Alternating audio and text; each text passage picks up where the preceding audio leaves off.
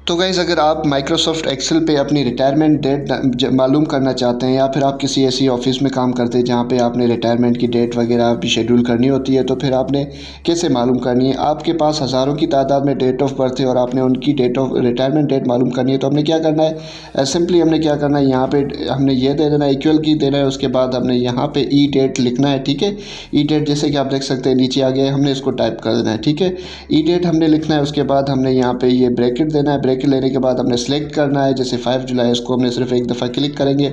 उसके बाद यहाँ से हमने इसको कामा देना है। कामा देने के बाद हमने यहाँ से 720 से इसको यहाँ से ऐसे करके उसके बाद हमने ब्रैकेट को बंद कर देना है। ब्रैकेट बंद करने के बाद इसमें से हम -1 करेंगे। ठीक है, जैसे ही हम -1 करके इंटर करेंगे तो हमारे पास यहाँ पे रिटायरमेंट की डेट आ जाएगी कि भाई आप इस डेट पे रिटायरमेंट हो जाएंगे, रिटायर हो जाएंगे। ठीक है, उसके बाद हम जैसे ही इसको ड्रैग करेंगे नीचे तो तमाम की तमाम जो भी होंगे उसका ऑटो आ जाएगा। तो गाइज़ ऐसे सिंपली आप हज़ारों की तादाद में भी अगर आपके पास डेट ऑफ बर्थ है तो आप ऐसे सिंपली उसकी रिटायरमेंट डेट मालूम कर सकते हैं। तो गाइज़ वीडियो अच्छा लगे तो हमारे यूट्यूब चैनल को सब्सक्राइब करें, लाइक करें और शेयर करना तो बिल्कुल भी ना भूलें।